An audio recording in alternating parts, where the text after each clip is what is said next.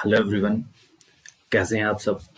I hope सब अच्छे होंगे, स्वस्थ होंगे, मस्त होंगे। As you know, myself is Anil Kumar and I am here at this platform for the subject zoology. So हम जो हमारे रेगुलर सेशन थे उनमें हमने एनिमल डाइवर्सिटी को कंप्लीट करा था। एनिमल डाइवर्सिटी के डिफरेंट फाइलम जो थे, पोरीफेरा से लेकर कोर्डेटा तक, कोर्डेटा की क्लासेस को भी डिस्कस करा था।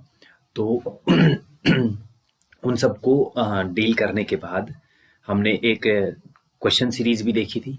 ठीक है, उसमें कुछ एक क्वेश्चंस थे, नियर अबाउट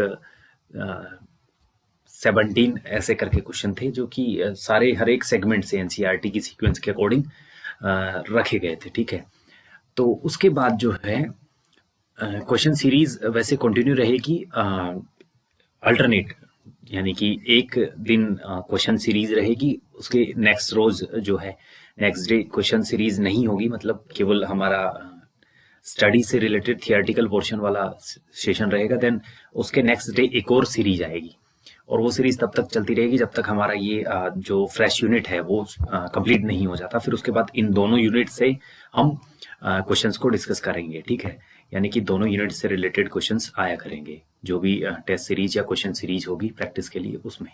ठीक है, सो हमारे रेगुलर सेशन की सीरीज में हमने बताया था कि एनसीईआरटी को सीक्वेंस को हम फॉलो करते हुए चलेंगे, यानी कि सबसे पहले पहली यूनिट को हम देखेंगे, फिर दूसरी यूनिट को, फिर तीसरी को, ऐसे करते हुए हम जो भी 11th क्लास के पोर्शन में यूनिट्स है हमारी, नियर अबाउट एक यूनिट जो है डाइवर्सिटी हमने कंप्लीट कर ली, दूसरी है हिस्टोलॉजी एंड मॉर्फोलॉजी, तीसरी है बायोमोलिक्यूल्स और चौथी है हमारी एनिमल फिजियोलॉजी या फिर ह्यूमन फिजियोलॉजी बोल सकते हैं। ठीक है, ह्यूमन फिजियोलॉजी भी बोल सकते हैं। 4 यूनिट हमारे 11th क्लास के सेक्शन में हैं। तो एक यूनिट हमने कंप्लीट कर ली। ठीक है, उस पर बेस्ड कुछ एक क्वेश्चंस भी हमने देखे। ठीक है, और क्वेश्चंस हम अल्टरनेट देखते चलेंगे, सेशन रहेंगे उनके भी। सो हमारी दूसरी यूनिट जो है वो, जैसा कि आप देख पा रहे हैं, वो है animal histology and animal morphology. ठीक है, animal histology and animal morphology, ये थोड़ा सा यहाँ डी है। ठीक है, animal histology and morphology. Histology जो है वो टिश्यूज से रिलेटेड है। ठीक है, और मॉर्फोलॉजी जो है वो स्ट्रक्चर या बोल सकते हैं अपन अपीयरेंस कैसी है, ठीक है, किसी भी एनिमल की, उससे रिलेटेड है। ठीक है, सो आज की थीम है सेशन की general introduction to animal histology and animal morphology. ठीक है, ये दो हमारे आज की इस सेशन के पॉइंट हैं। ठीक है, तो हमने जनरल इंट्रोडक्शन में स्लाइड्स को ना डिजाइन करते हुए हमने सीधा देखा है कि क्या क्या चीजें हम एनिमल हिस्टोलॉजी और एनिमल मॉर्फोलॉजी वाले सेक्शन में देखने वाले हैं, तो उनसे रिलेटेड हमने स्लाइड्स ब्लैंक रखी हैं, तो उन पर ही हम डिस्कस कर लेंगे। ठीक है, तो हमारी स्लाइड जो है इस पर देख लेते हैं अपन। तो देखो, पहले हमने देखा था एनिमल, 2 वर्ड है हमारा। ठीक है, 2 वर्ड हैं इसमें। एक वर्ड है एनिमल हिस्टोलॉजी जिसे बोल सकते हैं, और दूसरा है एनिमल मॉर्फोलॉजी। ठीक है, एनिमल का हमने देखा था multicellular eukaryote organism with holozoic mode of nutrition, जो है वो क्या कहलाते हैं, एनिमल्स कहे जाते हैं। लेकिन हिस्टोलॉजी और मॉर्फोलॉजी जो है ये हमारे लिए नए टर्म है। ठीक है, तो हिस्टोलॉजी क्या है, मॉर्फोलॉजी क्या है, ये हम देखने वाले हैं। हिस्टोलॉजी बेसिकली, मतलब हिस्टोलॉजी का जो टर्म है हिस्टोलॉजी, इसमें जो हिस्टो वर्ड होता है इसका मतलब ही होता है टिश्यू। ठीक है, यानी कि बेसिकली हिस्टोलॉजी जो है वो टिश्यूज की स्टडी से रिलेटेड हमारी जियोलॉजी की एक सब ब्रांच है। ठीक है, लॉजी का मतलब हमने देखा था कि स्टडी होता है। ठीक है, तो हिस्टोलॉजी का मतलब सिंपल सा ये है कि एनिमल्स के टिश्यूज की स्टडी को अपन क्या बोल देते हैं, हिस्टोलॉजी बोल देते हैं। मॉर्फोलॉजी में मॉर्फो का मतलब भी क्या होता है, मॉर्फो का मतलब होता है फॉर्म, या फिर बोल सकते हैं इसको बनावट, यानी कि कोई भी एनिमल है वो कैसा दिखता है, उसकी बनावट क्या है, उसे अपन जिस भी जियोलॉजी की सब ब्रांच में डिस्कस करेंगे उसे बोल देंगे अपन मॉर्फोलॉजी। तो एनिमल हिस्टोलॉजी जो है, एनिमल हिस्टोलॉजी जो हमारा सेक्शन है और एनिमल मॉर्फोलॉजी जो सेक्शन है वो एनसीईआरटी का एक चैप्टर है। हमारा एनसीईआरटी जो है उस चैप्टर का नाम है स्ट्रक्चरल ऑर्गेनाइजेशन, स्ट्रक्चरल ऑर्गेनाइजेशन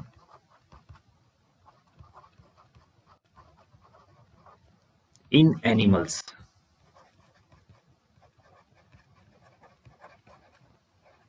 ये हमारा चैप्टर है एनसीईआरटी का जिसमें ये दोनों यूनिट जो है वो इंक्लूडेड हैं। स्ट्रक्चरल ऑर्गेनाइजेशन का मतलब क्या होता है? स्ट्रक्चरल ऑर्गेनाइजेशन का मतलब होता है फ्रेमवर्क क्या है, किसी भी एनिमल का फ्रेमवर्क क्या है, मतलब वो किससे मिलकर बना है। ठीक है, एनिमल्स का मतलब देखा था हमने। अब उसमें दो चीजें इंक्लूडेड है।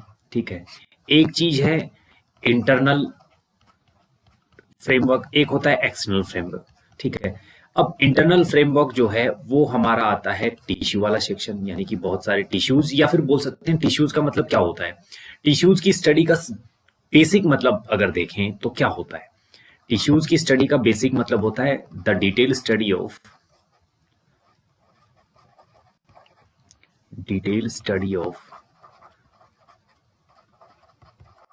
सेल्स। ठीक है, बिकॉज सेल्स, बहुत सारी सेल्स मिलकर ही क्या बनाती है, टिश्यू को फॉर्म करती हैं।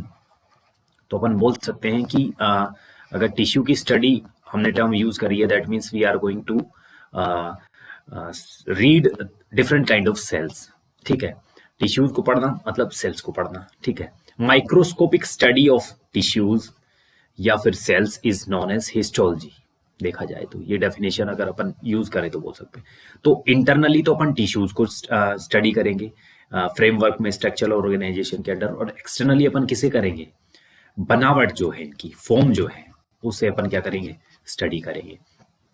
सो सिंपल सा मतलब ये है, स्ट्रक्चरल ऑर्गेनाइजेशन इन एनिमल्स जो हमारी एनसीईआरटी रेफरेंस बुक है उसमें गिवन जो चैप्टर है वो बेसिकली एनिमल हिस्टोलॉजी और एनिमल मॉर्फोलॉजी, इन दो यूनिट्स को क्या करता है, कॉन्स्टिट्यूट करता है। ठीक है, सो हम इन दोनों यूनिट्स को देखने वाले हैं। तो हिस्टोलॉजी वाले सेक्शन में हम टिश्यूज को देखेंगे, अलग अलग टिश्यूज। अब मैं बता देता हूं, टिश्यूज और सेल्स दो कंपोनेंट है। ठीक है, अब मैं अगर बात करूं किसी भी ऑर्गेनिज्म में केवल सेल्स प्रेजेंट है, केवल सेल्स प्रेजेंट है, दैट मीन्स वो एनिमल क्या है, हायर एनिमल है या लोअर एनिमल है, हायर है या फिर लोअर है। तो सिंपल सा मतलब निकलता है कि वो लोअर एनिमल है, हायर नहीं है। बिकॉज अगर सेल्स एग्रीगेटेड हैं, बॉडी ऑर्गेनाइजेशन जो केवल सेलुलर लेवल का है, दैट मीन्स वो हायर नहीं हो सकता एनिमल, वो होगा लोअर एनिमल। ठीक है, और दूसरा अगर टिश्यूज हैं दैट मीन्स क्या होगा, सेल्स क्या है, कॉम्पैक्टली अरेंज्ड है, उनका एग्रीगेशन कॉम्प्लेक्स है, दैट मीन्स टिश्यूज प्रेजेंट है तो वो क्या होगा, हायर हो जाएगा एनिमल जो है। ठीक है, तो हम यही चीज देखने वाले हैं। ठीक है, चीजें कैसे देखेंगे, बेसिकली टिश्यूज का जो स्टडी करेंगे हम। ठीक है, एनिमल हिस्टोलॉजी वाली सेक्शन के अंडर, मैं आगे नेक्स्ट पेज पे लिख लेता हूं एक बार इस चीज को। ठीक है, जो हमारा हिस्टोलॉजी वाला सेक्शन है, हिस्टोलॉजी वाले सेक्शन में अपन क्या करेंगे, बहुत सारे टिश्यूज को देखने वाले हैं। टिश्यूज को देखेंगे हम इन केस ऑफ, या फिर बोल सकते हैं इन रेफरेंस ऑफ,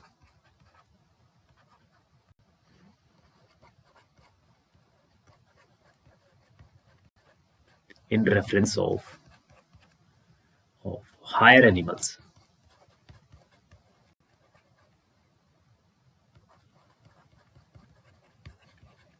ठीक है, यानी कि हायर एनिमल्स के केस में या उनके रिगार्डिंग हम हिस्टोलॉजी वाले सेक्शन को डील करेंगे। लेकिन जो हमारा दूसरा सेक्शन है मॉर्फोलॉजी वाला,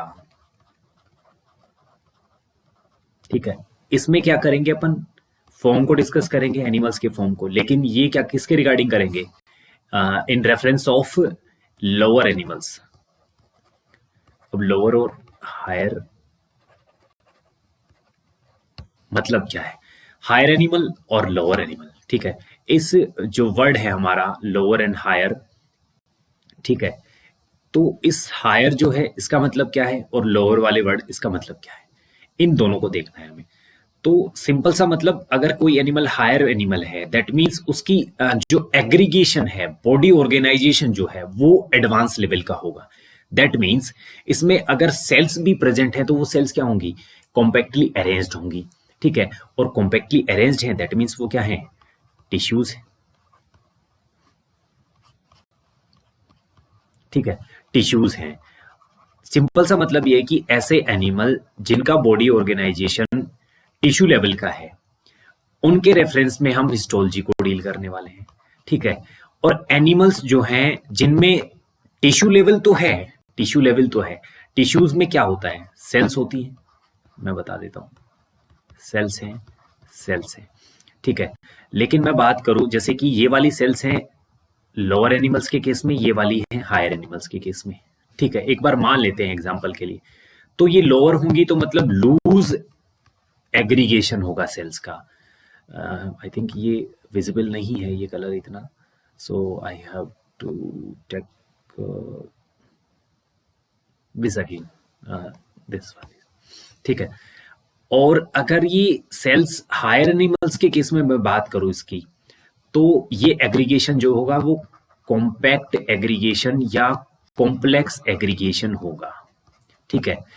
सिंपल सा ये है कि टिश्यूज हो सकते हैं, लोअर एनिमल्स में भी टिश्यूज हो सकते हैं, लेकिन वो टिश्यूज जो हैं वो लूजली एग्रीगेटेड सेल्स के थ्रू बने होंगे, वो मिलकर क्या बनाएंगे, टिश्यू को फॉर्म करेगी। और वो टिश्यू क्या होंगे, इतने एफिशिएंट टिश्यूज नहीं होंगे, ठीक है। सो मॉर्फोलॉजी वाले सेक्शन को हम लोअर एनिमल्स के रिगार्डिंग या रेफरेंस में डील करेंगे, ठीक है। अब बताता हूं मैं आपको कि हिस्टोलॉजी वाले सेक्शन में क्या पढ़ेंगे हम। हिस्टोलॉजी वाले सेक्शन में हम, हिस्टोलॉजी वाला सेक्शन जो है इसमें टिश्यूज को पढ़ेंगे, और टिश्यूज किस केस में, किस रेफरेंस में, हायर एनिमल। और हायर एनिमल में भी कौन है, ह्यूमन के रेफरेंस में अपन इनको पढ़ने वाले हैं, ठीक है। और ह्यूमन बॉडी में बेसिकली 4 टाइप के टिश्यूज रहते हैं, ठीक है। पहला टिश्यू होता है एपिथेलियम, या इसे अपन एपिथेलियल टिश्यू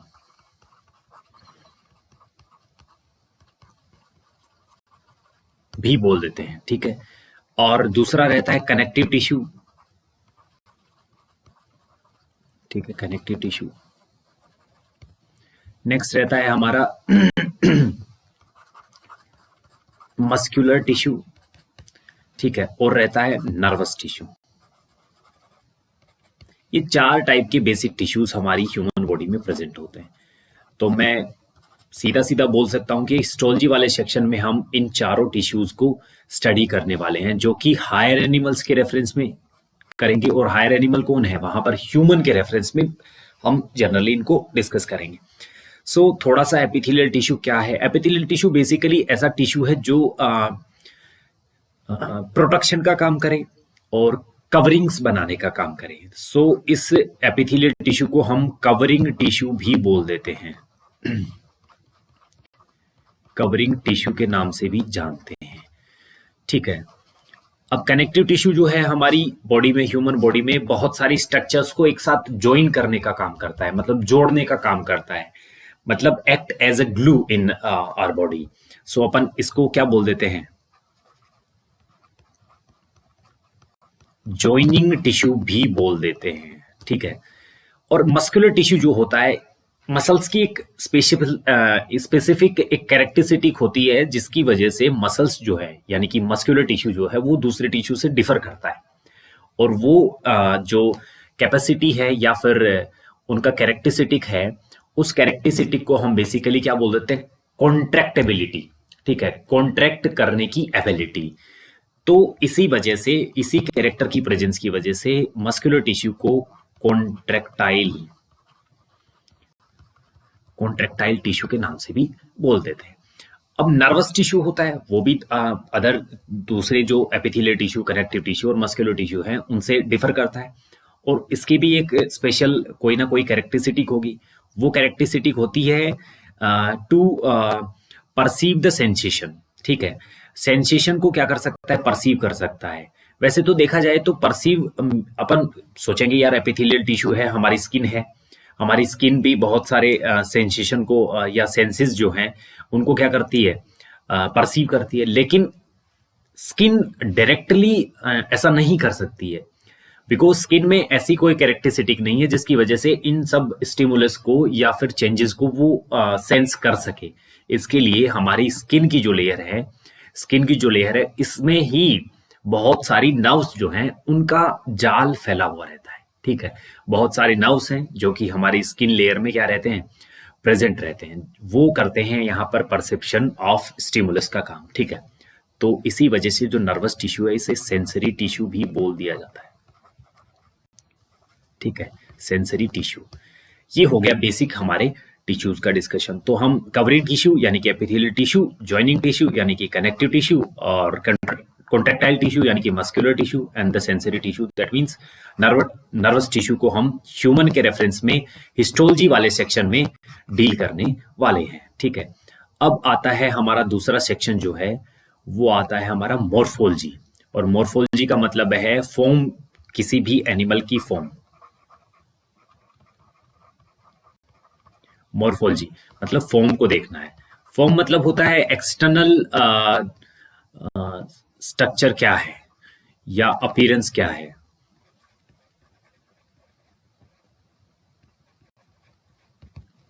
ठीक है, इसे हम डील करेंगे मॉर्फोलॉजी वाले सेक्शन के अंडर। और मैंने बताया था कि लोअर एनिमल्स जो हैं इनके रेफरेंस में इसे हम यहां पर डील करने वाले हैं। ठीक है, लोअर एनिमल्स के केस में। और लोअर एनिमल्स जो हमारे इस चैप्टर में एनसीईआरटी की रेफरेंस बुक में गिवन है वो हैं हमारे, पहला है अर्थवॉर्म। ठीक है, दूसरा गिवन है cockroach, and third one is frog. ठीक है, Pheretima, posthuma, Periplaneta americana, Rana tigrina, ये इनके साइंटिफिक नाम हैं। ठीक है, ये तीनों गिवन है, ये तीन लोअर एनिमल्स गिवन हैं जो हमारी एनसीईआरटी रेफरेंस बुक में लिखे हुए हैं, डिस्क्राइब्ड हैं। इन सबको हम इसके अंडर डिटेल करेंगे। अब मॉर्फोलॉजी वाले सेक्शन में इनकी फिजियोलॉजी आएगी, इनकी एनाटमी आएगी। ठीक है, उन सबको अपन स्टडी करेंगे। लेकिन जो एनसीईआरटी बुक में गिवन है उनका एक अपडेट है, मतलब जो नीट यूजी का सिलेबस है, हमारा नीट यूजी सिलेबस जो है इसमें केवल और केवल हमारा कॉकरोच वाला सेक्शन गिवन है। मतलब जो सिलेबस में इंक्लूडेड है वो सेक्शन है हमारा केवल कॉकरोच वाला। अर्थवॉर्म और जो फ्रॉग है ये वाला सेगमेंट जो है वो नीट के एंट्रेंस एग्जाम में नहीं पूछा जाता है। ठीक है, पहले एक आध बार फ्रॉग के रिप्रोडक्टिव सिस्टम से रिलेटेड कुछ एक क्वेश्चंस पूछे गए हैं, स्पर्म का पाथवे पूछा गया था, लेकिन वो अब नहीं पूछे जाते हैं। सो बेसिकली जो हमारा नीट यूजी का अपडेटेड सिलेबस है उसमें केवल कॉकरोच गिवन है, अर्थवॉर्म और हमारा फ्रॉग जो है वो उसमें इंक्लूडेड नहीं है।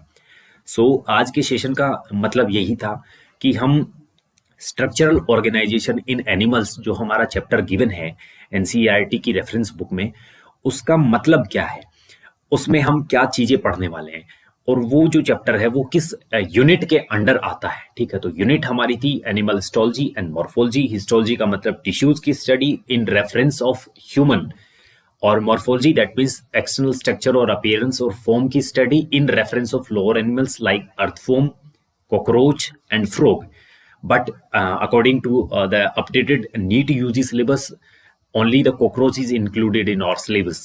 So we will deal with cockroach only. We will skip the earthworm and the frog portion. ठीक है, ये था आज का हमारा session, general introduction to animal histology and morphology.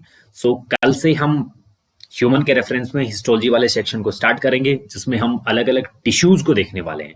और पहला टिश्यू हमारा रहेगा एपिथेलियल टिश्यू जिसे हम कवरिंग टिश्यू बोल देते हैं। फिर देन हमारा कनेक्टिव टिश्यू जिसे हम जॉइनिंग टिश्यू बोल देते हैं। ठीक है। नेक्स्ट रहेगा मस्कुलर टिश्यू, कॉन्ट्रैक्टाइल टिश्यू जिसे बोल देते हैं, एंड लास्ट वन रहेगा हमारा नर्वस टिश्यू जिसे हम सेंसरी टिश्यू बोल देते हैं। Then we will deal with the morphology segment, and in that segment we will start with the cockroach, और कॉकरोच की फिजियोलॉजी, एनाटमी, ये सब हम वहां पर डील करेंगे। ठीक है, तब तक के लिए धन्यवाद।